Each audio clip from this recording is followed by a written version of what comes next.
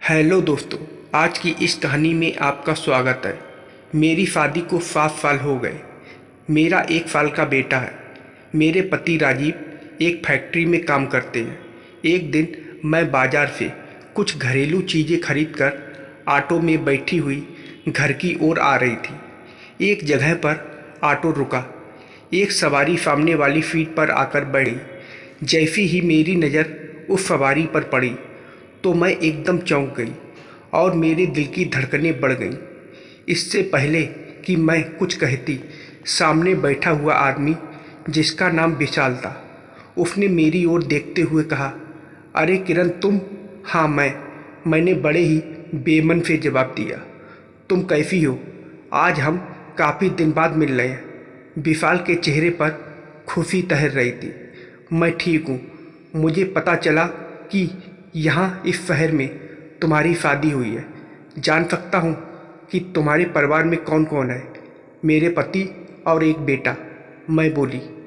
तुम्हारे पति क्या करते हैं? एक कंपनी में काम करते हैं। क्या नाम है? राजीव। मैं यहाँ अपनी कंपनी के काम से आया था। अब काम हो चुका है। रात की ट्रेन से वापस चला जाऊँगा। विशाल ने मेरी ओर देखते हुए कहा, घर का पता नहीं बताओगी क्या? क्या करोगे पता लेकर?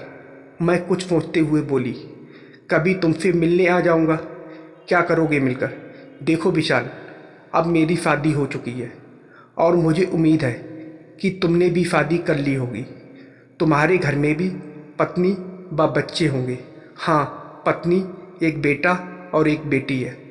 तुम मुझे बता दो।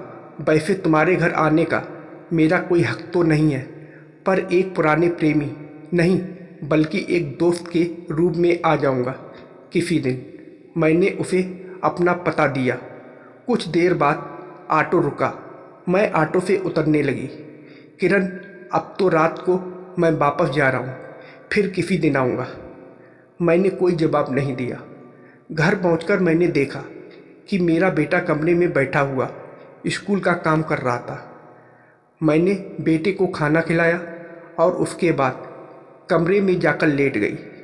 मुझको तकरीबन 7 साल पहले की बातें याद आने लगीं, जब मैं कॉलेज में पढ़ रही थी।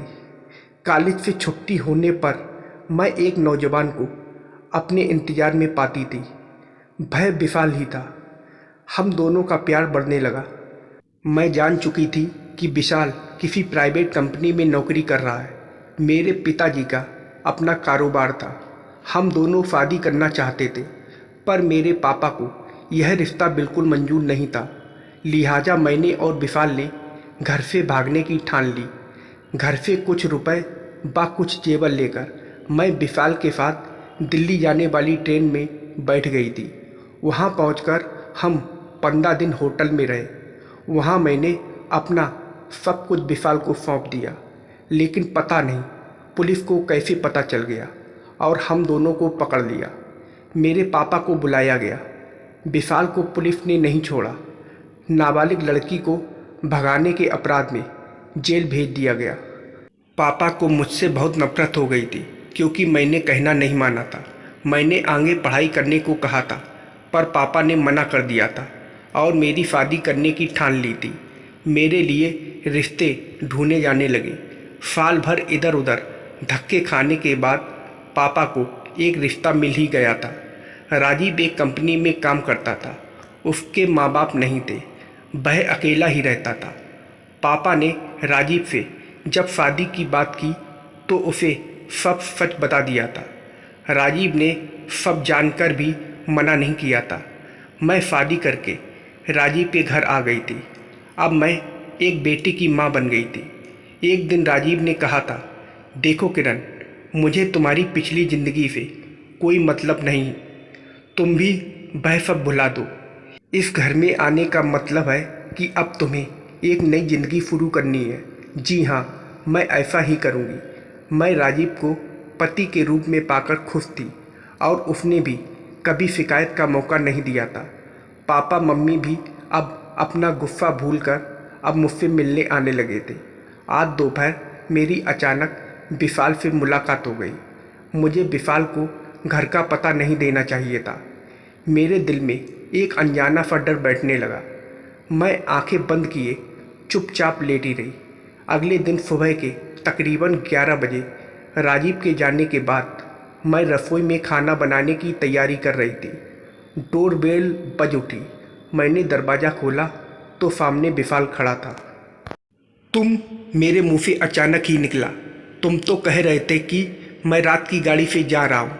किरण, मुझे रात की गाड़ी से ही जाना था, पर ऑटो में तुमसे मिलने के बाद मेरा दिल दोबारा मिलने को बेचैन हो उठा। होटल में रात भर नींद नहीं आई। तुम्हारे बारे में ही सोचता रहा। तुम नहीं जानती किरण कि मैं आज भी तुमको कितना चाहता हूँ। विशाल ने कहा। मैं चुपचाप खड़ी रही। मैंने कोई जवाब नहीं दिया। किरण, अंदर आने के लिए नहीं कहोगी क्या? मैं तुमसे केवल 15 मिनट बातें करना चाहता हूँ। आओ ना। ना चाहते हुए भी मेरे मुंह से निकल गया। कमरे में सोफे पर बैठते हुए विशाल ने इधर उधर देखते हुए पूछा, कोई दिखाई नहीं दे रहा है? सभी कहाँ गए हैं? बेटा स्कूल गया है और पति दफ्तर। जो कहना है जल्दी कहो, मुझे खाना बनाना है। किरण, अब तुम पहले से भी ज़्यादा खूबसूरत हो गई हो। दिल करता है कि तुम्हें ही देखता रहूं। क्या तुम्हें दिल्ली के होटल के उस कमरे की याद आती है जहां हमने रातें गुजारी थी? क्या यही कहने के लिए तुम यहां आए हो? अचानक विशाल ने मेरा हाथ पकड़कर मुझको अपनी बाहों में खींच लिया और मेरे गालों को चूमने लगा। मैं उसको झटक कर उससे दूर जाकर खड़ी हुई और गुस्से में उससे कहा, तुम फौरन यहाँ से निकल जाओ। मैं तमाशा नहीं करना चाहती। तब विशाल ने गुस्से में कहा, मैं तुम्हारे पति को सब बता दूंगा। तुम उन्हें क्या बताओगे? मैंने घबराकर पूछा। मैं राजीव से कहूँगा कि दिल्ली में मैं अकेला नहीं था। मेरे 2 दोस्त और भी थे जिनके साथ किरण ने खूब मस्ती की थी। झूठ, बिल्कुल झूठ। मैं गुस्से से चीखी, यह झूठ है, पर इसे मैं और तुम ही जानते हैं। तुम्हारे पति तो सुनते ही एकदम यकीन कर लेगा। विशाल ने मेरी ओर देखते हुए कहा। मैंने हाथ जोड़कर पूछा, तुम आखिर क्या चाहते हो? मैं चाहता हूँ कि आज मैं तुम्हारे साथ वही करना चाहता हूँ जो हमारे बीच होटल में हुआ था। नहीं विशाल, अब मैं वह नहीं करूँगी। अब मैं अपनी ज़िंदगी में जहर नहीं घोलूँगी। राजीव मुझ पर बहुत विश्वास करते हैं। मैं उनसे विश्वासघात नहीं करूँगी। मैंने विशाल को घूरते हुए कहा। तो ठीक है किरण, मैं राजीव से मिलने जा रहा हूँ दफ्तर।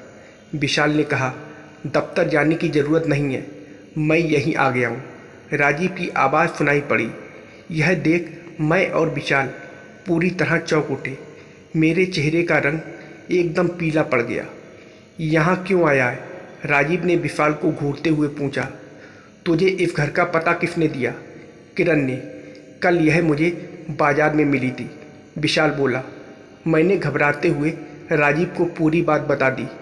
अब तुझे किरण ने पता क्या इसलिए दिया था कि तू घर आए और उसे ब्लैकमेल करे? मैंने तुम दोनों की बातें सुन ली हैं। अब तू यहाँ से दफ़ा हो जा। फिर कभी इस घर में आने की कोशिश की तो पुलिस के हवाले कर दूंगा। राजीव ने विशाल की ओर नफरत से देखते हुए गुस्साई आवाज़ में कहा। विशाल चुपचाप घर से निकल गया। मुझको रुलाई आ गई। मैं फुबकते हुए बोली, मुझे माफ़ कर दो। मुझसे बहुत बड़ी भूल हो गई जो मैंने विशाल को घर का पता दे दिया था। हाँ किरण, यह तुम्हारी ज़िंदगी की दूसरी भूल है जो तुमने अपने दुश्मन को घर में आने दिया। विशाल तुम्हारा प्रेमी नहीं बल्कि दुश्मन था। सच्चे प्रेमी कभी भी अपनी प्रेमिका को घर से रुपए, गहने वगैरह लेकर भागने को नहीं कहते। मेरी आंखों से आंसू बहते रहे। राजीव ने मेरे चेहरे से आंसू पोंछते हुए कहा, किरण, मुझे तुम पर बहुत विश्वास था, पर आज की बातें सुनकर यह विश्वास और बढ़ गया। मैं अपने आंसू पोंछते हुए राजीव के गले लग गई। तो दोस्तों, मैं आप लोगों से पूछना चाहता हूँ कि सच्चे प्रेमी की असली पहचान क्या होती है? अगर आपको पता है तो कृपया कमेंट बॉक्स में ज़रूर बताएं। तो दोस्तों, आप लोगों को यह कहानी कैसी लगी कमेंट करके ज़रूर बताइएगा और वीडियो को लाइक और सब्सक्राइब करना मत भूलिएगा। वीडियो को पूरा देखने के लिए आप लोगों का बहुत बहुत धन्यवाद।